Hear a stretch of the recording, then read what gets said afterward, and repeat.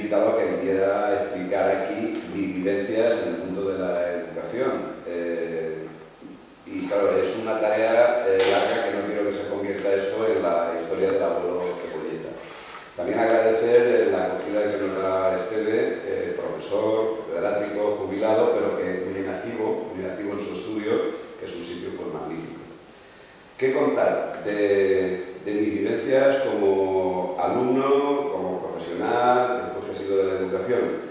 Pues que las cosas, como es lógico, han cambiado mucho en los 44 o 45 años que he trabajado como profesional y los años que anteriormente pues, fui alumno de diversos niveles en el sistema. ¿Cómo era la escuela a la que yo iba? Que es la pregunta, parece por donde tengo que empezar. Pues era una escuela rural, de un pueblo del interior, de España, del centro-sur, la España profunda, que se vivía ahora muy lejana seguramente de lo que era el Levante feliz, de vosotros aquí. Pero bueno, yo creo que los parámetros por la época y por las circunstancias pues eran bastante similares. Yo iba a una escuela que se llamaban entonces escuelas nacionales, que no eran mixtas, íbamos solo los chicos y había una graduada de chicas. Y fue un tiempo aquel que yo lo recuerdo, quizá porque era niño y tal, pues con felicidad. Porque era muy pobre, la escuela era muy pobre, pero es que pobres éramos todos. Respecto a los recursos, pues había recursos escasísimos, escribíamos, yo empecé a escribir y escribí con panillero, pluma y tintero, que se rellenaba todos los días. No Puedes hablar. Que nos interrumpiéramos. Sí. ¿Cómo era la escuela de Levante? Sí. ¿Cómo era el Levante feliz? Eso del Levante feliz a mí no me ha gustado. El Levante era feliz para aquel que tenía el bolsillo a tope. O no tan a tope. El que no lo tenía... Era también eso era pobre. De feliz, nada. Pobre y trabajaba de sol a sol, como fue mi caso, en la agricultura, de sol a sol. He visto muchísimas veces salir el sol ya en el campo y pasar el día en el campo hasta que se escondía el sol. En el etapa de estudiante entre comillas, Sí, no, es que era la vida así, lo que vivíamos en el mundo rural. Lo he dicho de Levante feliz porque es una frase acuñada, pero yo sé que feliz era como era, claro, era como era. Para ciertas personas era muy feliz. Entonces, ¿qué pasaba en la escuela? Pues, pero de aquellas coordenadas, yo la escuela no la recuerdo con amargura, eso de como posiblemente otras escuelas fueran. Yo era porque era niño, porque también tuve suerte de que tuve unos maestros que estaban muy mal pagados y posiblemente maltratados y muy eso, pero no tengo mal recuerdo de mis maestros, al contrario, y de hecho fueron los que posibilitaron que no yo, sino muchos de nuestra generación, pues estudiáramos bachiller, porque yo recuerdo la circunstancia de que, claro, yo era un niño más que iba a la escuela, de venir por la noche, una noche de invierno, don Julián, que era un maestro que tuve, y don Juan, dos maestros, pensar en lo que eran los maestros de los años 50, cómo estaban pagados, y mi padre que venía del campo y se estaba quitando, porque allí en la tierra usaban abarcas, aquí en la Espardeña, en abarcas, quitándose, venía del campo el hombre de arar con su yunta de mulas, decirle que a Braulio se le daban más o menos, ¿no? Se le daban bien las cuentas y que no andaba mal con eso de la escritura, porque escribíamos con panillero y tal, que por qué no estudiaba. Y entonces, claro, mi padre, un pobre campesino de aquella España, pero ¿de dónde? Claro, porque la aspiración de toda mi generación era ir al campo a trabajar y posteriormente migrar, como migraron todos, a Alemania y a Barcelona. Y entonces dijo, no se preocupe o no te preocupes, que nosotros le daremos, cuando acabemos la clase, la escuela, le repasaremos las lecciones, lo prepararemos y luego se va a examinar libre, que es como estudié el bachiller. Y creo que tú seguramente harías lo mismo, estudiábamos, no era lo mismo. Bueno, pues nos preparaban en la escuela de acabar y luego nos examinamos un día en el Instituto Bernardo de Balbona de Valdepeñas. Durante todo el año, hasta que llegaba la época de los exámenes, pues íbamos a la escuela con normalidad y a temporadas al campo, porque estábamos sometidos pues, a las necesidades familiares, la recogida de la aceituna, la vendimia, la siega y tal. Y aquellos hombres, maestros aquellos, que yo tengo un gran recuerdo, porque hay que ver cómo estaban y tal, fueron los que nos enseñaron. Y era la circunstancia de que eran hombres frustrados. Su vida anterior, tengo referencias de algunos de lo que habían sido. Me acuerdo de uno de Julián, que había sido arquitecto y maestro, que por historia de la posguerra y tal, reingresó luego como eso, y era un hombre que sabía muchísimas matemáticas, y ahí hizo que me entrara las matemáticas. Otro que le gustaba mucho la lengua. Y de alguna manera, dentro de su limitación, pues nos impulsaron el deseo de aprender, que ese es el problema que hay ahora, que tenemos muchas veces, que no logramos en los alumnos que tengan ganas de aprender. Esa era un poco la perspectiva de la escuela, que era una escuela muy pobre, muy escasa, con maestros mal pagados, pero que se aprendía. O sea, nos alfabetizamos, incluso después algunos pues nos dieron la oportunidad de prepararnos para poder continuar. Ya consigues becas y tal, ya más mayor, pero esa era la escuela de aquella época. No tiene que ver nada con lo que hay ahora, y evidentemente cuando digo esto no es que a mí me aquello, no es que a mí me aquello, pero que también se hacía su trabajo, no se puede tirar por tierra el trabajo de aquellos hombres que con casi ningún recurso y muy mal pagados, pues a bastante gente de entrada nos alfabetizaron, que ya era importante, porque es verdad, yo no recuerdo chicos que salieran analfabetos de mi generación de la escuela aquella. O sea, allí aprendió todo el mundo lo que se decía entonces a leer, a escribir, a las 4 reglas. Hablando de la alfabetización, yo recuerdo que durante mi servicio militar el número de analfabetos era muy alto, demasiado alto. Era muy alto, ¿no? Era la constante que había. 69 más o menos. Claro, porque es que había muchos chicos que no iban a la escuela. Es que en España de los años 50 muchos niños no iban a la escuela, no estaban escolarizados. Estaban de pastores en aquella zona. Aquí estarían en los campos trabajando, en los huertos y tal, pero es que muchos chicos no iban a la escuela. Estaban en el campo cuidando el ganado, trabajando, y no iban a la escuela. Pero los que íbamos a la escuela sí que es verdad que las teníamos. Cuéntanos tu historia. Es muy complicado, ¿verdad? O sea, la historia es muy complicada porque él es de un entorno muy distinto al mío, y el mío, a pesar de que soy grandemente feliz, no estoy dicho en absoluto, es más atravesado. Cuando uno es un crío no se da cuenta en absoluto de lo que está pasando, y pasa por donde le obligan a pasar. Tienes que pasar por ahí, y además tus padres lo hacen con lo mejor de los... con toda la ilusión posible, ¿no? Es lo mejor es que tú vayas a ese colegio, ¿no? Gracias a eso todavía, pues bueno, vale.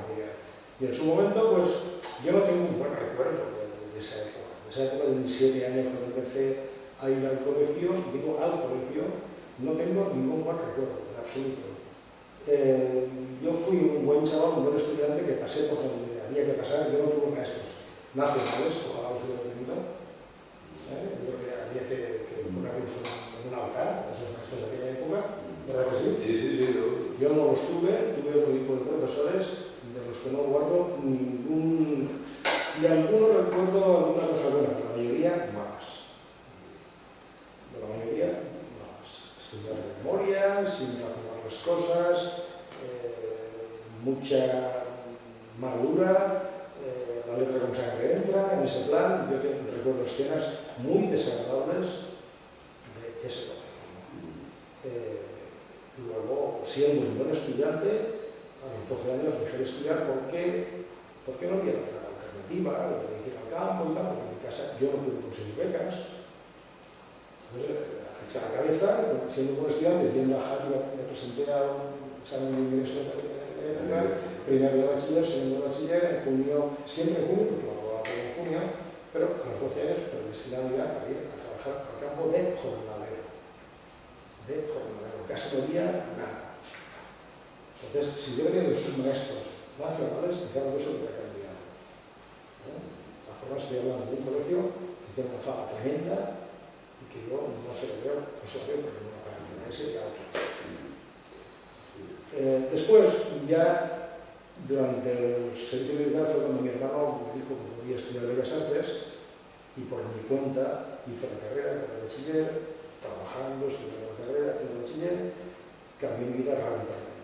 Cuando ya entro por primera vez en una clase de bachillerato, yo empecé a recorrer las oposiciones primeras de agregado en el 76 y empecé a clases de bachillerato, en Cartagena, cuando empecé a trabajar y vi a mis alumnos de 13-14 años delante de mí y pensé lo que pasaba en ese colegio cuando yo tenía apenas 8 o 9 años, todavía sufrí más, ¿no?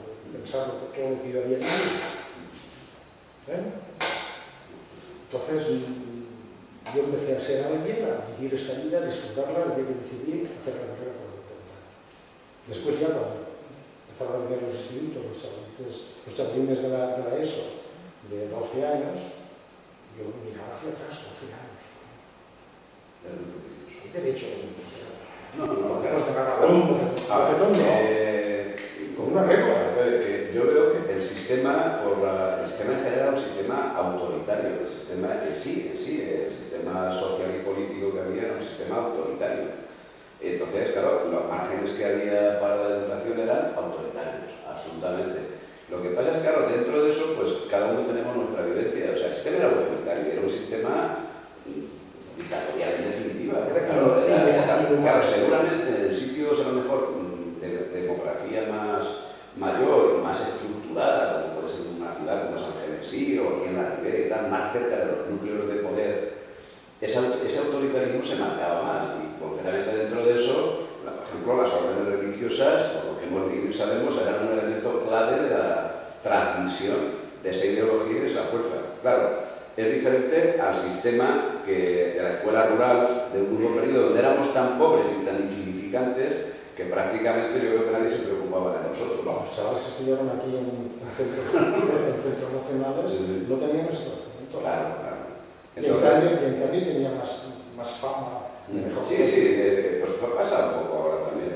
Entonces, claro, pues la generación aquella, pues estudiamos ahí y bueno, pues la verdad es que también éramos una minoría, porque de la gente de viejo éramos 50 o 60 chicos, seríamos en la clase de generación, pues creo que solamente 3 o 4, pero no porque el sistema tampoco fuera tan costoso socialmente, sino porque la sociedad estaba predeterminada. El padre campesino, el hijo tiene que ir al campo. Luego la mayoría han acabado viviendo en Cornellá, en Hospitalet. No había ningún tipo de información. No. Absoluto. Entonces, los que tuvimos la suerte de que los maestros empujaron a algunos padres y los padres dijeron, pues voy a prescindir de este para que, bueno, voy a prescindir entre comillas, porque íbamos al campo igual, a la cosecha, a la recolección. Los fines de semana tampoco. Claro, entonces, pues bueno, pues luego ya después, en mi caso concreto, pues conseguí una beca pues, para hacerme maestro, que era, primero, era la carrera que podía, que seguramente yo ni me lo planteaba, pero podía haber estudiado cualquier otra cosa, pero era una carrera muy cortita, porque se hacía con bachiller elemental y tal, y bueno, ya me metí por ahí. Y claro, me encontré a los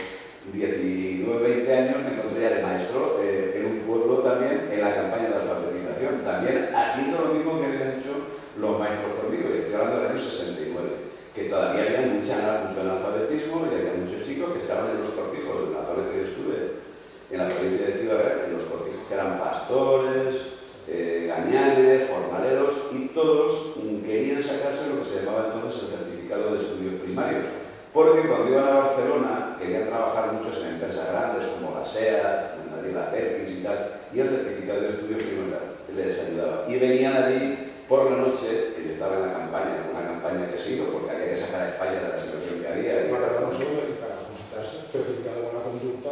Bueno, hice oposiciones de maestro, hice oposiciones de maestro a los 19 años y para ser maestro nacional, que era lo que aspiraba, pues lógicamente tenía que acompañar el certificado de buena conducta yo era buen chico, del comandante del puesto de la Guardia Civil y del cura párroco del momento, y después ya presentar las oposiciones y si aprobabas, que en mi caso fue. Volviendo a mis 12 años, yo recuerdo que siendo un buen alumno, con notas muy altas, fue para mí un desengaño tremendo no poder seguir los estudios o poner a trabajar en alguna empresa, como decían entonces, de escribiente, ¿no?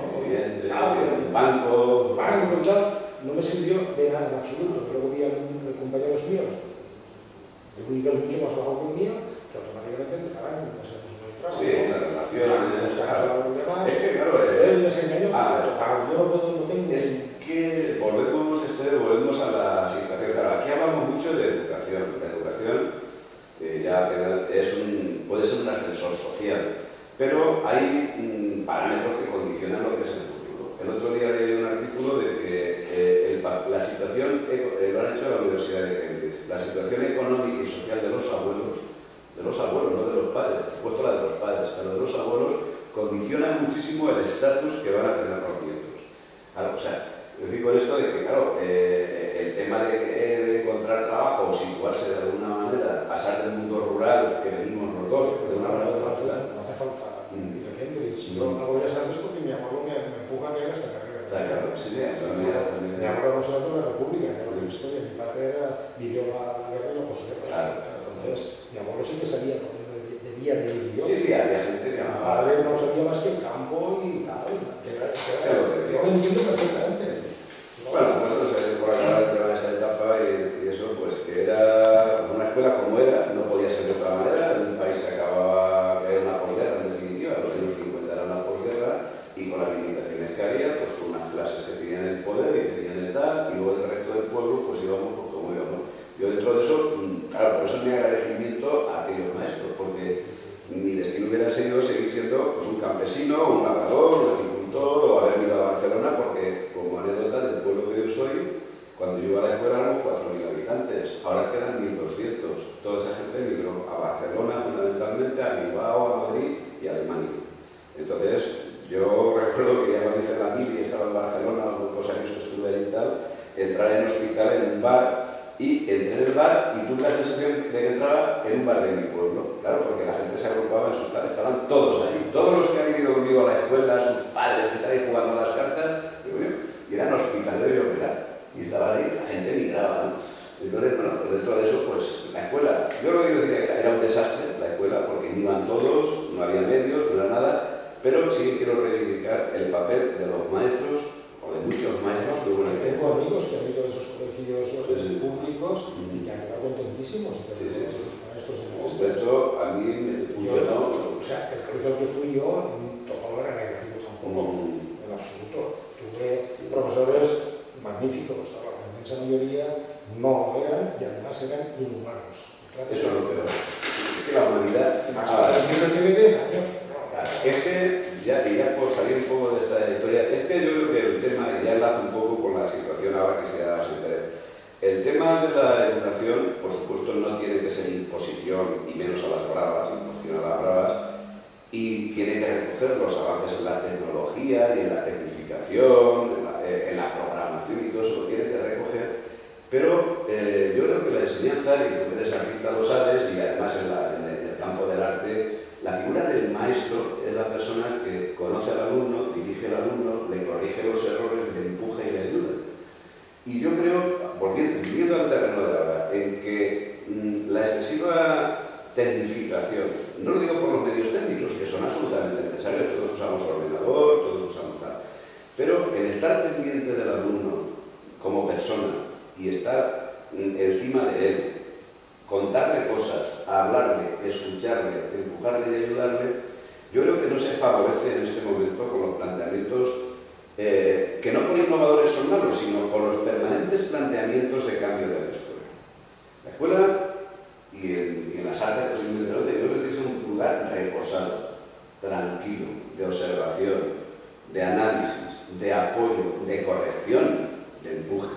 Pero en este momento, ¿qué es lo que está pasando desde que entró la tecnología educativa, entre comillas, propiciada por las facultades de pedagogía, por las facultades, no todos, muchos teóricos, que parece que tenemos que estar en la escuela permanentemente un poco con el agua al cuello de inventar y modificar y de hacer cosas nuevas? Y yo creo que a veces lo más revolucionario, por utilizar la palabra revolucionario, y lo más novedoso es estarse quieto.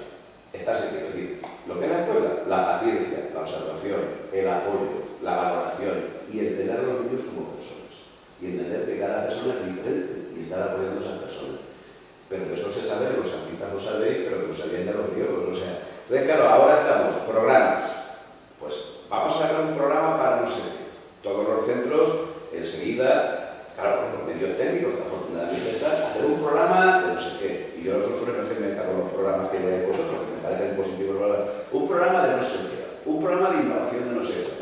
Yo siempre pienso, y reivindico un poco la figura esa del maestro, pero del maestro en el taller del maestro artesano, del maestro en el campo, decir, mira, chiquet, y ho dic en valencià, encara que jo saps castellà, es que el caballón no está así. Tienes que pegar dos cosas así y uno así, o así no se planta eso. Eso es el maestro de igual que sea, para hacer un caballón, para plantar tomates, para pintar un cuadro o para aprender la geografía del mundo. Esa paciencia yo creo que no se explota y es que desde las instancias técnicas, me refiero a facultades y los propios políticos, las propias autoridades, no propician ese ambiente de tranquilidad que creo que debe tener la escuela. Claro, como además el mundo está tan revolucionado, pues los maestros van locos, creo yo. Sí, hay una frase de Pinazo, primeros del siglo pasado, cuando visitaba entonces la Escuela de Bellas Artes, cuando daba una vuelta de los trabajos y tal, dice, aquí sobran profesores y faltan maestros. Eso ya, primero del siglo XX, ¿no? Había informática, yo sé, sí, eso está. Luego, a mí me ha pasado también, yo he dado dibujo técnico, sistemas de representación, perspectiva cónica y demás, y hemos analizado desde la ABC, la geometría descriptiva, hasta llegar hasta donde se puede, ¿no? Y luego me he encontrado con alumnos que han estudiado Bellas Artes o arquitectura técnica, les he visto trabajos de perspectiva, y yo recordaba que les echaban en perspectiva cónica que era una maravilla, y el trabajo era precioso, ¿no? ¿Cómo has avanzado? Dice, no, un programa, que esto me lo ha resuelto, y que era un dibujo perfecto. O sea, ¿ha hecho un programa? Tú no, un programa, pues muy bien. Muy bien. Entonces, claro, los 40 años que tú has enseñado tal y los años que ya tenemos y demás, pues claro, que la escuela ha cambiado mucho. Ha cambiado de la escuela esa que estábamos diciendo a... Pero si me permites un segundo. Sí, no, estamos aquí. Si me permites, yo vuelvo otra vez a comparar los 12 años míos, que es cuando dejé de estudiar, con los 12 de los alumnos de primero de ESO. El sistema empleado en un instituto con los alumnos de primero de ESO, 12 años, es 1000 veces mejor que el que se impartía entonces. 1000 veces mejor, vamos. Les hemos enseñado dentro de lo que cabe y bastante a razonar, a ver el porqué de las cosas. A mí me dieron un dibujo técnico a base de copiar el dibujo que hacía la pizarra del profesor. Al favor planteé un perfil ya resueltos. Sí, no está. Y todavía me encuentro con compañeros de que decían, qué bueno era aquel profesor. Y digo, sí, era muy bueno. ¿Qué vas a decir? Se acababa enseguida el tío. Al favor de mi perspectiva, copiar esto. Y ya está. Eso era dibujo técnico. Teoría descriptiva. Está claro que en términos absolutos y en términos relativos el sistema ha mejorado una barbaridad. O sea, que yo reivindique el papel de aquellos maestros, no reivindico la escuela aquella. O sea, que en absoluto ahora, evidentemente, primero todo el mundo tiene acceso a la educación. Ahora realmente, pues todo el mundo tiene acceso a la educación. Después el profesorado en general se adapta al alumnado y los parámetros de respeto y de democracia y tal, pues están en las escuelas y todo lo respetamos y ahora tratamos de llevar adelante. Lo que pasa es que creo que, no sé, a veces posiblemente queramos ir muy deprisa y olvidemos un poco lo que es el fundamento del aprendizaje humano, pero que yo creo que se puede solucionar. Es también un poco responsabilidad de las autoridades educativas sucesivas, los directivos de los centros y tal, que le digo, bueno, pues vamos a ir con un poquito de calma, no tener esa angustia permanente de la innovación, a ver qué tal. Lo que sea innovar es saber bien, pero no tener esa presión. Yo creo que el profesorado un poco necesita pues que recibir ese mensaje de confianza, porque en definitiva la escuela la hacen los maestros, no la hacen los políticos, ni la hacen los inspectores, ni siquiera porque los inspectores, ahora soy inspector, pero claro, soy muchos años docente, ¿no? Pero en la escuela la hacen que está todos los días levantando la presión. A veces hasta les toqueamos. Sí. Claro, el tema ha cambiado y a mejor, ha cambiado y a mejor. ¿Qué ha pasado en estos 40 años? Pues es que hemos vivido épocas de todas, pues épocas convulsas, los recursos en general han ido aumentando. Yo fui muy feliz en la época de Sí. Vale. Si me permitís, quería haceros una pregunta de vuestra visión como profesores, porque habéis vivido quizá inicialmente una la escuela del franquismo, y luego... Muy distinta a la suya de la mía. Sí, o la última época, o en la época del franquismo, toda la Sí, parte no, del EGB. Veo que hay mucha publicación ahora de Yo fui un niño del EGB, la reforma estructural que supuso el cambio a la ESO, bachiller, o sea, la actual estructura que tenemos más o menos ahora, y los distintos últimos cambios entre LOCSE, LODE, LOCE, los últimos cambios que están habiendo. Un poco vuestra opinión de qué creéis que ha mejorado y tal, y sí, porque yo como alumno, mi visión, por supuesto, a mí me gusta en proporción, en algunas cosas más, la antigua EGB o la estructura antigua que la nueva. Quizá no se disfrutaría tanto, habría menos recursos, pero sí que denoto cierto que ahora la gente no llega igual de motivada que llegaba entonces, quizá porque los filtros se ponían antes. Y la gente que llegaba a lo mejor en bachiller llegaba mucho más filtrada que ahora que los mantienes en el sistema educativo por necesidades, porque antes a los 14 te podías ir a trabajar, ahora están hasta los 17, esos 2 años han cambiado mucho. Pero vuestra opinión como docentes, que habéis estado en los 2 sistemas educativos, más o menos el actual y el anterior, incluso el anterior, vuestra visión un poco. Yo he dicho que fui muy feliz en la época del book y el COVID, que luego se obligó a la chavala que empezaba a trabajar a los 16 y tenía que haber un cambio, vale, pero a mí ese cambio no me gustó, nunca me gustó. Es que no entendí ese cambio. Yo no he entendido, yo no sé tú como inspector no me lo puedes explicar, yo nunca he podido entender cómo un chaval suspendiendo 6 asignaturas tenía que pasar de curso. Sí, te refieres a la implantación ya de la LOCSE. Sí, Bueno, yo creo que, en fin, usted está diciendo su percepción como profesor muchos años de que aquí en este país yo creo que no hemos logrado tener un sistema cohesionado, no solo para mandar pasa en este país, en Francia también tiene sus problemas con la integración de ciertos alumnos y en Estados Unidos, pues para qué vamos a hablar de Inglaterra. Aquí en concreto lo que pasa en España, hombre, yo creo que la Ley General de Educación del año 70, que cuando a mí me construían activo, porque yo ya he dicho que yo era maestro, estaba en la campaña de alfabetización y fui maestro en aquellos años, ya era muy joven, tenía 20 años.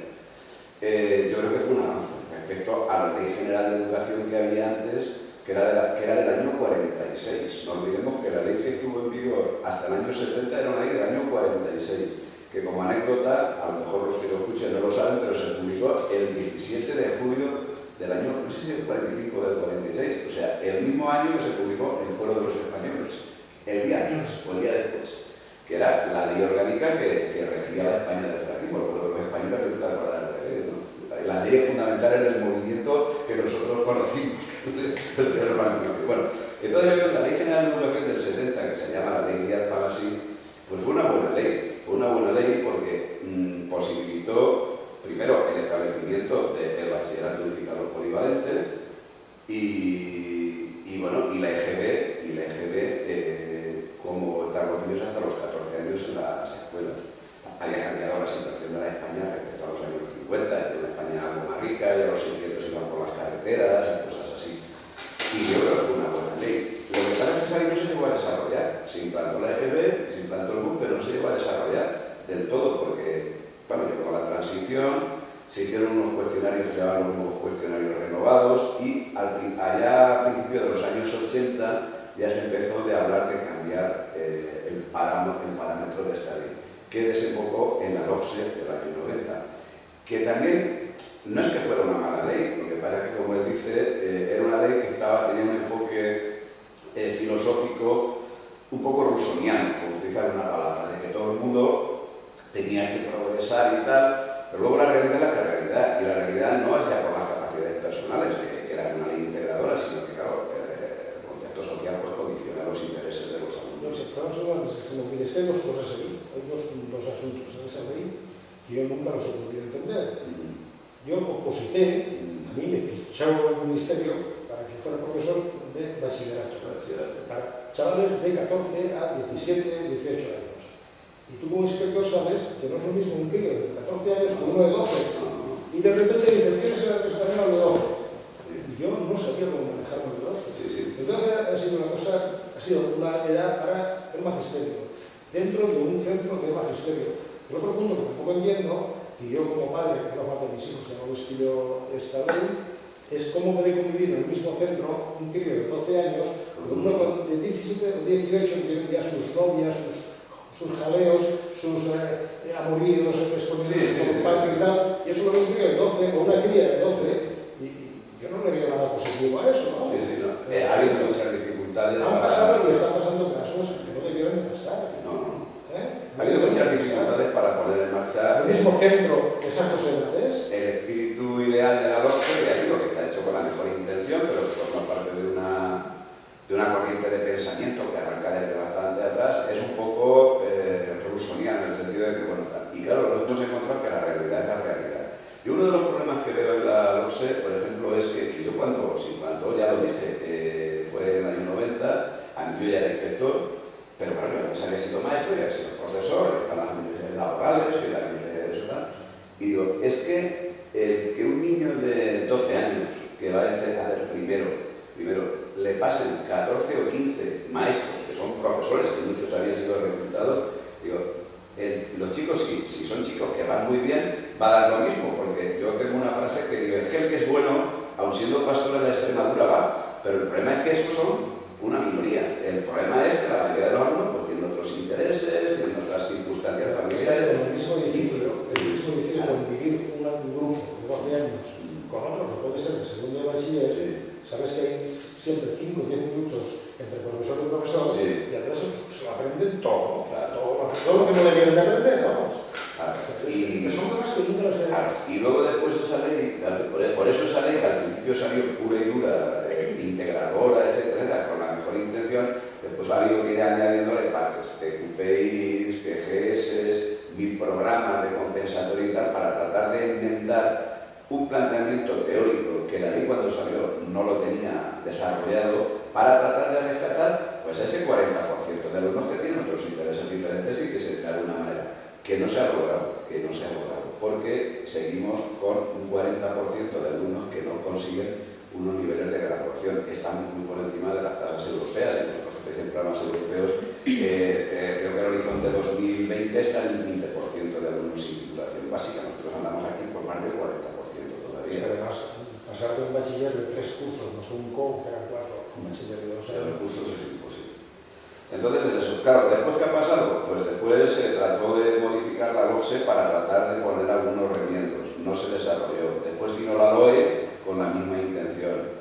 No se ha desarrollado suficientemente y no se han tapado los agujeros por donde hace agua el sistema. Y ahora la nueva ley que acabamos de poner en marcha, que se acaba de poner en marcha, pues también intenta lo mismo, pero yo tengo mis reservas sobre que se pueda conseguir. Entonces yo creo que aquí hay un problema de fondo que siempre hemos hablado con otros profesores y tal, y es que aquí falta un verdadero acuerdo sobre la educación en este país. Porque ¿cuál es el resultado de todo esto? Pues que los profesores, que son los que en definitiva hacen el trabajo, pues lo llevamos o van pues, muy mareados. Y hay un exponente claro, que pues, yo por lo menos lo veo así. O sea, no se explica que en un sistema educativo que esté tranquilo, organizado y que dé perspectiva, que no es un trabajo malo, porque a la gente, a los profesores nos gusta enseñar cómo se puede producir una fuga, por ejemplo, una fuga de gente que está en plenas facultades mentales y físicas, que tiene toda la experiencia del mundo y no agota la edad de jubilación y llega hasta los 65 años como mínimo, a los 60 años. ¿Eso es que los profesores no quieren trabajar? ¿Eso es que los profesores no les gusta su profesión? Yo creo que en absoluto. Porque el que se ha hecho maestría, ha pasado 40 o 30 años, eso es porque le gusta. Si no se hubiera dedicado a otra cosa en algún momento de su vida, es porque el sistema no es grato. Y el sistema, para ser grato, lo tienen que hacer grato los que diseñan el sistema.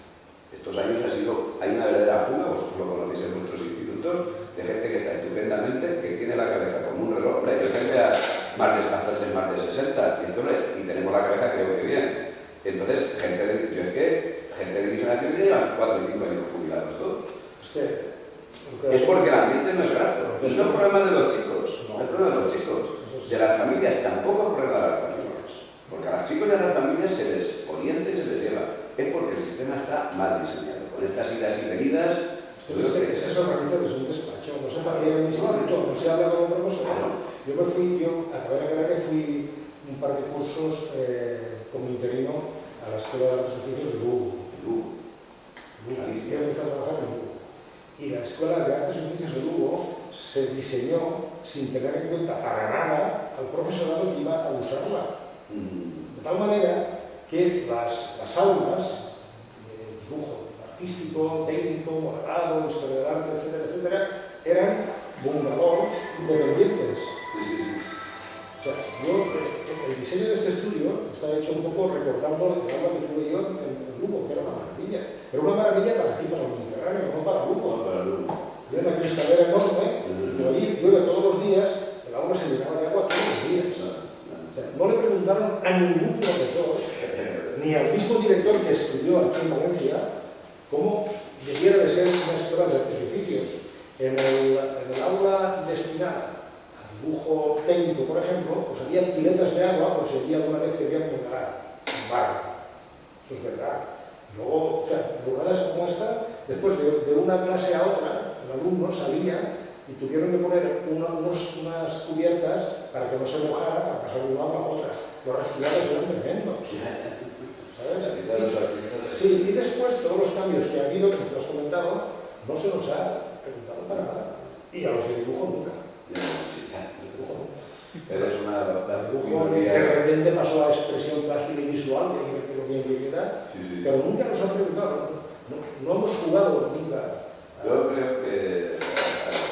yo qué sé, es que además, cuando yo le decía al padre de un mío, es que no sé, el crío quiere coger dibujo técnico en primero de bachiller, no sé, tal, igual, porque eso merece la pena. Vamos a ver, tu hijo va a ir al Politécnico, sí, ¿qué carrera? Pues es posible que haga arquitectura, ingeniería, no sé qué, y tú sabes que en el Politécnico, menos telecomunicaciones e informática, todas las carreras del Politécnico, todas, y algunas incluso artístico, como el análisis de formas arquitectónicas, no lo sabía. O sea, pero es que estoy seguro que los políticos que hacen las leyes tampoco lo saben. Estoy convencidísimo de que no lo saben. Yo supongo que cuando... Igual como la decisión de decir, tal pueblo, tal otro, los 4 bachilleres y este no, muy fácil. Cabeza de partido, los 4 bachilleres, no es cabeza de partido, los bachilleros. Yo digo que estamos en medios siempre puede haber más, pero yo creo que hay muchos medios comparado con la época que estábamos diciendo y con las épocas que hemos vivido, hay muchos medios, pero a veces demasiados. A veces demasiados, pero no se soluciona el tema de la educación.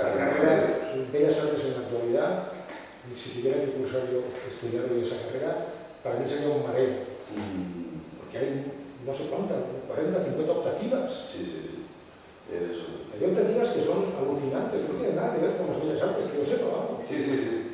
Se ha diseñado el tema de una manera, pues... Yo hablo de exalumnos míos, bueno, ¿qué has hecho? ¿Ya has elegido, has cogido geometría descriptiva? Que no, que eso es muy duro, ¿no? Pues es básico para bellas artes, para expresión plástica y visual. No coges geometría, es que no lo entienden, está como optativa. Y perspectiva tónica, tampoco es optativa. En fin, pues que hay... A mí me gustaría que me contarais alguna anécdota. Una anécdota. Quiero una anécdota de cada uno. Pero como alumno, como maestro, como profesor de instituto, como inspector... Como elige como lo que quieras. Como Braulio López. Como Braulio López. Yo no sé, es que tantos años dan para... Bueno, pues elige un par. Un par de anécdotas. Yo no sé. Es que así anécdotas como anécdotas, no sé qué decirte. Hombre, yo recuerdo la anécdota, esa ya la viví como profesor en una de estas idas y venidas que había habido, lo digo por lo que era el sistema de la transición que todavía había terminado un régimen, pero no acababa de nacer el nuevo, que bueno, también hay mucho que acabar. Yo estaba de maestro en aquel momento, había terminado una etapa en las laborales y estaba de maestro, antes de moverme a otros sitios. Y recuerdo, ya respecto, esto está referido al papel de la inspección de aquel momento, ¿no?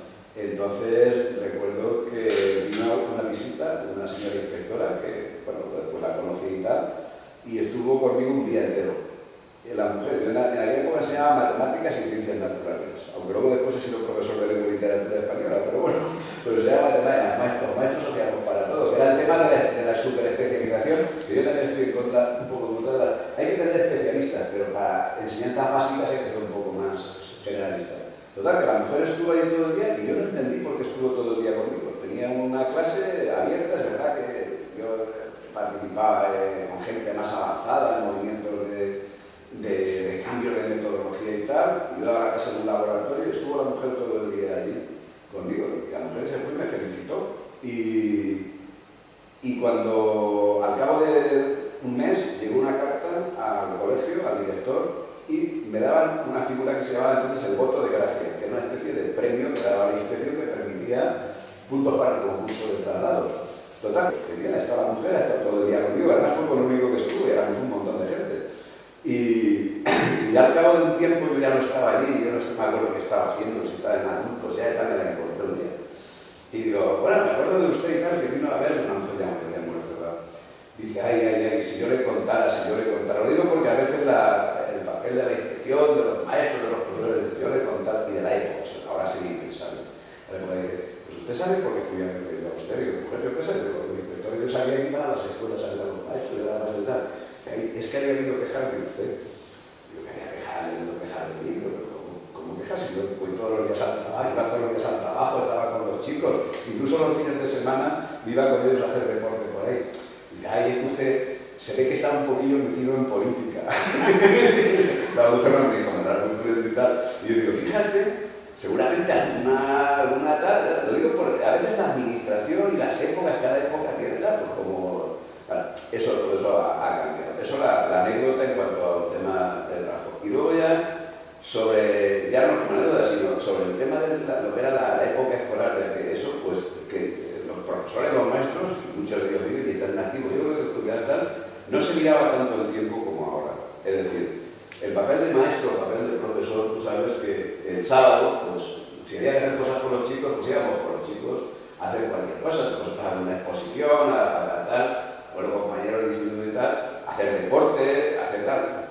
Ahora también se hace, pero yo creo que en aquella época, a lo mejor la gente tal, había menos sentido, ¿cómo diría?, de contado, medido y pesado. Yo sé que ahora muchísimos profesores y muchísimos maestros tampoco tienen el tiempo contado, medido y pesado, pero es que lo normal, la tarea de la escuela es que no se puede medir el tiempo con un reloj.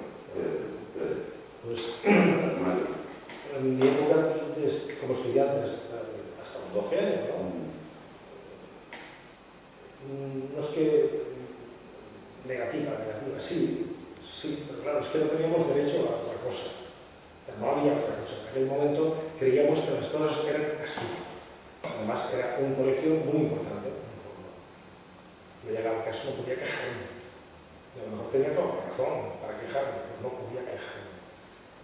Aquí se llevaba mucho como que el mes de la pegada, ahora yo me la fechiré. Y comparte la fechilla. Está claro, ¿no? Ese es el sistema de la... De todas maneras, pues la verdad es que eres un crío y intentas pasarte lo mejor posible y hay momentos muy agradables. Tengo un periodo, un paréntesis de 8 o 9 años que voy a trabajar al campo y luego empiezo Bellas Artes y una anécdota que ilustra muy bien lo que tú has comentado del maestro. Estaba yo en primero de carrera o segundo, tenía de profesor de pintura de interior de Barcelona, Francisco Lozano.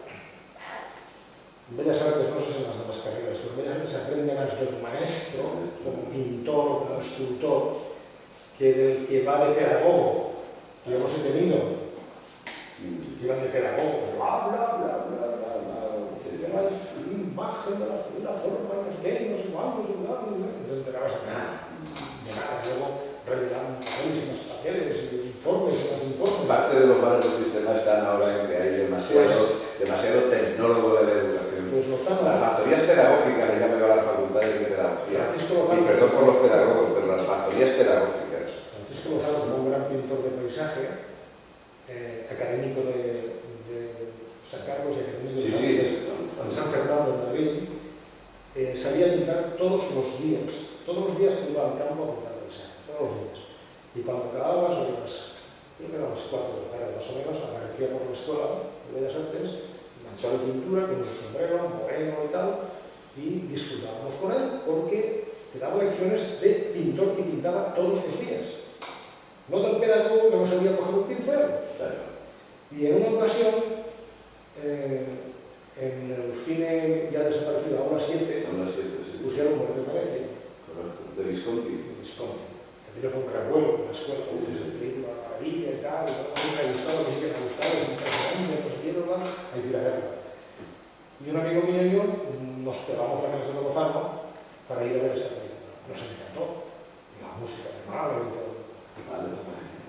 Y acabó la película y bueno, aquí hemos disfrutado, nos hemos pegado la clase de Lozano.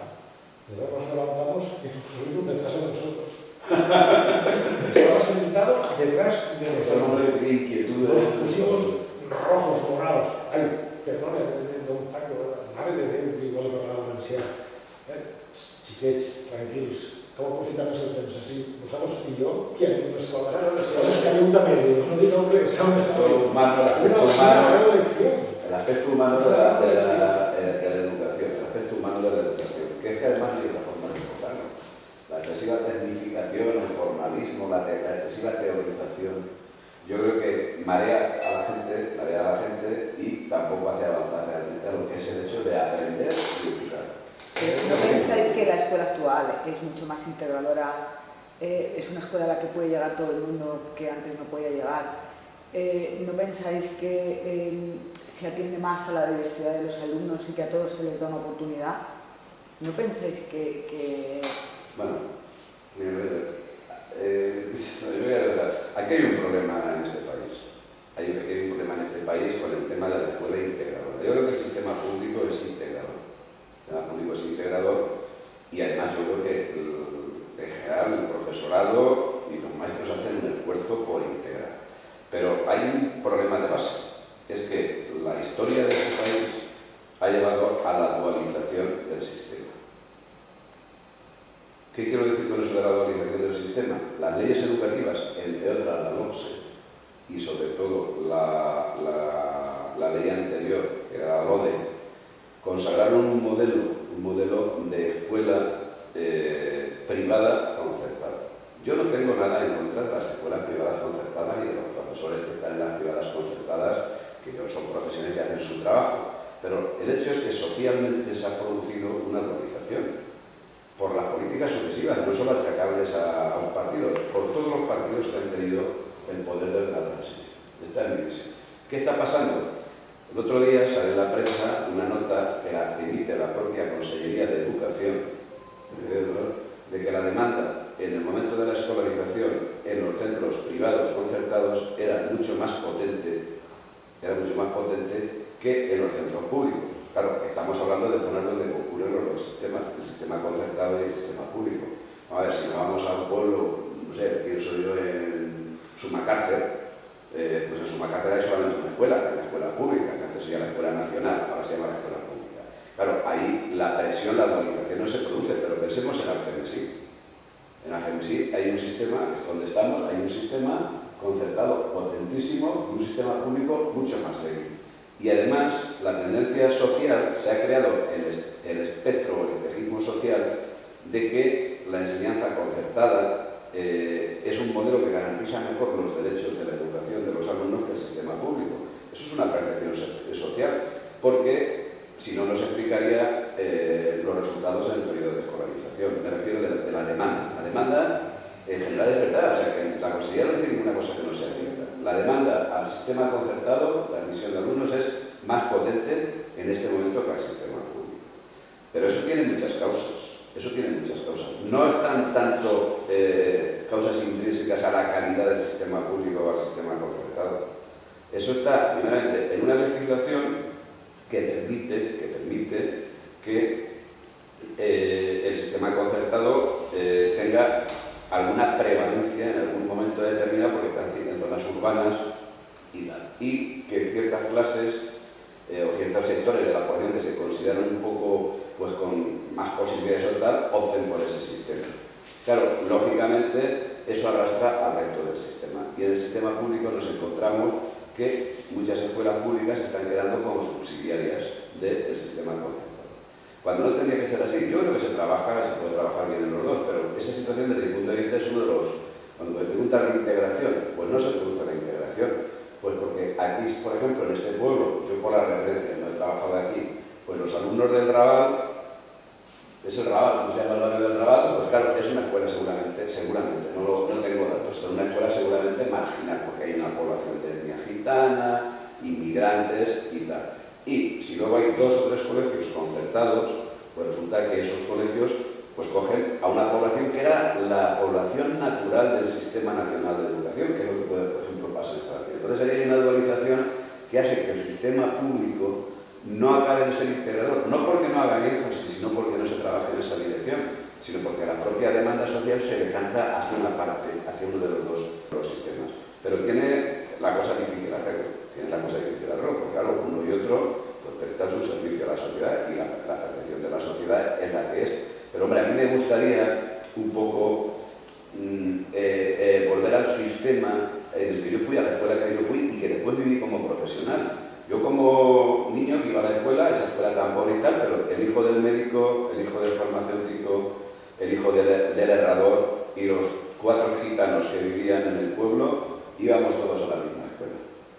Y resulta que de aquello, pues bueno, yo me hice maestro, pero Jesús es médico, Pepe, que también consigue una beca, es ingeniero aeronáutico, y otros, pues no sé qué.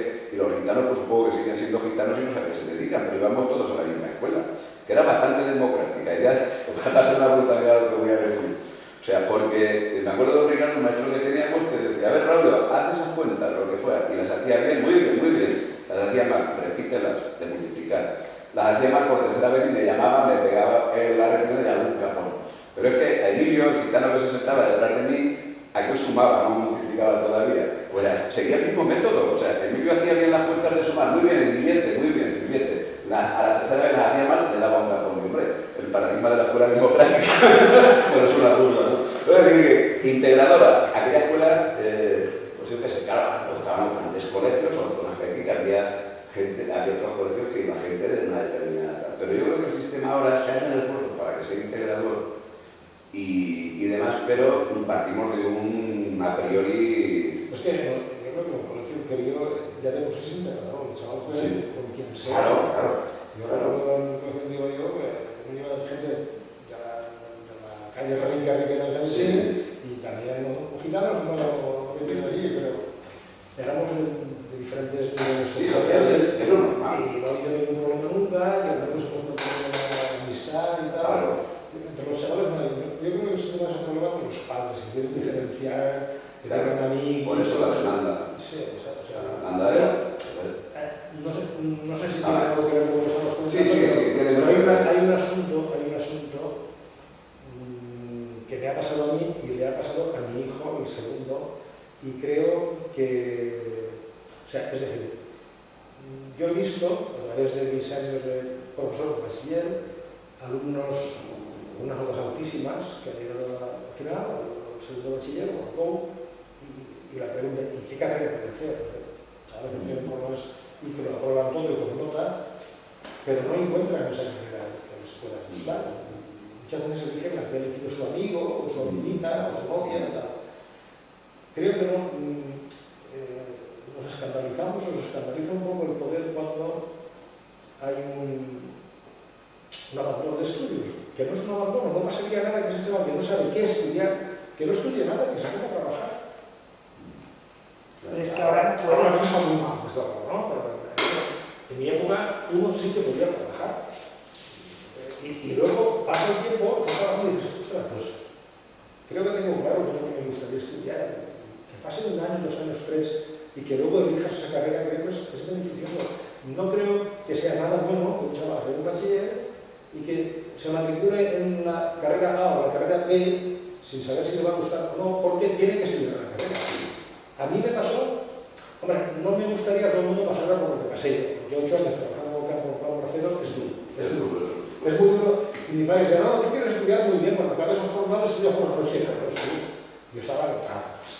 Y todavía fui a una academia a estudiar lo que se estudiaba entonces para poder enchufar en un banco, estudiar contabilidad, puñetas, a la vez, no sé qué, que a mí aquello no me gustaba nada. Pues todavía fui a una academia cuando acababa mi jornada, con las manos llenas de tallos. ¿No? Eso no me gustaba. Pero que pasen unos años y digas, esto no es lo mío. A mí mí me gustaría, y que un día te diga, como me dijeron a mí, tal y como dibujas tú, puedes hacer Bellas Artes. ¿Cómo que no? Claro que sí. Sí. Que lo intenté, lo descubrí. Mi hijo, el segundo, el primero lo tuvo muy claro, hizo economía inglesa y opositor, el segundo hizo también filología inglesa. Cuando acaba la carrera dice, esto no es lo mío, cuidado, porque esto no lo estudió el tío. O sea, ¿de qué? Y yo no te obligaba a nada, no, esto no es lo mío. Yo quisiera hacer como tú, Bellas Artes, apáñate los impugas, es como lo tuyo, cuestión pasta. Hizo Bellas Artes. Cuando empezó la carrera, le dije, papá, esto es lo mío. Me ha cambiado la vida, qué ilusión, esto es una maravilla, esto no. O sea, que necesitaba un tiempo para tener claro lo que me gustaba de verdad. Tiene que descubrir cuáles son sus habilidades, lo que le gusta de verdad, lo que puede hacer su vida. Es que te va a acompañar toda la vida en ese oficio que vas a elegir. ¿Cuánto yo conozco dentro del mundo de la pintura? Muchísimos médicos que hubieran preferido estudiar Bellas Artes. Seguro. Muchos. Y que apenas se jubilan van a parar a las academias. Tengo que estar en una academia en Valencia y allí hay 3, 4, 5 médicos que no te puedes imaginar con qué ganas van a dibujar, a pintar y aprender. Y luego en la Facultad de Bellas Artes haciendo la carrera. Sí. Pero muchos. Y luego el caso de un gran pintor, profesor mío, claro, este tenía 10 años más que yo. Pero es que era una familia muy rica en Valencia. De una familia muy rica, no rica, no, muy rica. Con su coche hispano-suiza y con cacao. Sí. Y cuando acaba el bachiller, dice a su padre, papá, yo voy a hacer Bellas Artes. Y su padre le contestó, tú primero harás una carrera Y después... y luego si quieres pintar... Bellas Artes no era una carrera de respeto. A un gran pintor como Luis Arcas. Sí. Pintó al rey de un retrato magnífico y una persona que... No me contó su vida. Dice, yo siendo una familia muy rica, tuve que estudiar, no sé qué dijo, profesor mercantil, no sé... Claro, sí, tenían Elegí fortuna, algo relacionado con la economía. Una resulta artesana, la podía sacar, entonces estudió esa carrera que era bastante llevadera, y se matriculó también en Bellas Artes. Tuvo que independizarse, siendo una familia rica. Entonces se dedicó a hacer, que ese es un fallo que ha tenido toda la gente que ha hecho la carrera, y que, bueno, primero yo, fui al suyo, hacer ilustración. Esto sería los años 60. Y empecé a trabajar en un TVO, un cómic, parecido al de Boixcar, hacer las bélicas, pero con una documentación impresionante sobre la Segunda Guerra Mundial. Y se acabó los estudios dibujando TVOs para una editorial inglesa. Y luego hizo un montón de ilustraciones. O sea, él empezó a trabajar como ilustrador, se sacó profesional mercantil, creo que era, y luego Bellas Artes. Cuando acabó el tema este mercantil, la carrera esta, dijo su papá, ahí tienes el título, ahora voy a hacer lo que universitario, pero estoy acabando Bellas Artes, voy a ser pintor. Dice, el disgusto de mi padre fue muy tremendo. Pero que es eso, respecto al tema de la escuela, hombre, yo creo que entre la sociedad, o sea, vamos a ver, teóricamente la escuela ahora es mucho más integradora y además se mira mucho más las diferencias y se cuida darle a cada uno tal aspectos de alguna manera más avanzada, más democrática, entre comillas y tal. Vamos, en el planteamiento de la teorización, sí. La realidad no es que no sea integradora la escuela por cómo se hace en la escuela, que creo que se hace o se intenta hacer lo mejor posible. Es que, claro, la escuela está metida en un medio, que es la sociedad. Entonces la pregunta sería, ¿la sociedad es más igualitaria? ¿La sociedad es más integradora? Pues bueno, a eso hay muchas respuestas y cada uno tenemos la nuestra. Yo creo que, vamos a ver, lo que sí creo que he aprendido en los años que llevo y tal, es que la escuela sí que sirve para mucho, y puede propiciar, pues, por ejemplo, este hombre que podía haber seguido trabajando en el campo como jornalero, o sería ahora un pequeño propietario de 4 campos de naranjas que no valen nada si hubiera seguido en el campo, pues ahora es un hombre que desarrolla su tal. Yo, que podía haber hecho el tipo itinerario a lo mejor en el secano, pues ahora estoy acá. La escuela tiene importancia. Y entonces hay que reivindicar el papel de la escuela, porque aprender, como decía antes, no ocupa lugar. Y además, cuanto más sepa la gente, mejor se podrá defender ante todo. Y hay que impulsar a la gente a que lo que sepa lo utilice para bien y para que hacer una vida mejor. Si la escuela no es más integradora ahora, es porque la sociedad no es más integradora. Porque la sociedad integra lo que integra, pero el poder es siempre el poder, y ahí está ahora Piketty ha escrito el estudio pero eso ya lo sabíamos, de que una minoría detenta pues, el poder económico absoluto y en definitiva pues marca tal. ¿Qué tenemos que hacer los demás? Pues primero saberlo y segundo tratar de incidir para que realmente todo el mundo tenga oportunidades. ¿Está el problema aquí de la dualización del sistema? Pues bueno, también es verdad que socialmente la gente pues opta por hay que respetar lo que la gente quiere. Bueno, lo que hay que pedirle es al sistema público como al sistema concertado, pues que sea eso integrador, que no sea discriminador, que ayude a que la gente se desarrolle y controlarlo de alguna manera eso pues por la sociedad restante. Y ya está, y después de que quiera una escuela ya súper elitista o lo que sea, bueno, se apague y ya está. Pero ahora mismo tenemos un 40% de alumnos aquí en Valencia que están en el sistema concertado, que yo creo que hacen un buen trabajo y yo creo que también velan por eso, y bueno, pues atienden a una parte de la sociedad, que yo no esté diciendo que estoy en contra en absoluto del sistema concertado, para nada, hacen su trabajo y en general lo hacen bien. Lo que pasa es que sí que es verdad que si una escuela tiene una demanda y que son una determinada clase social, que tampoco es clase social como tal, pues bueno, pues otros ni se plantean ir ahí. O sea, entonces claro, no puedes convivir con el gitano, que es una buena experiencia. Desde mi punto de vista. Bueno, el comportamiento en mi instituto y en mi aula ha sido magnífico. Por parte de inmigrantes, de gente del pueblo, nos ha habido, incluso hay cuadrillas de amigos en los que hay un chino, hay un ecuatoriano. Se esfuerza, el profesor se esfuerza. Oye, ya ves que acabaré de sonar. Ahora ya no vais a quitar a lo que sea. Oye, pues ha sido un placer. Yo no digo va a servir de mucho. No guardo aquí nada más. Es otra cosa, estudiar una carrera de cohesión mañana y tarde. Para que la actualidad estudiarla o por la mañana. Claro,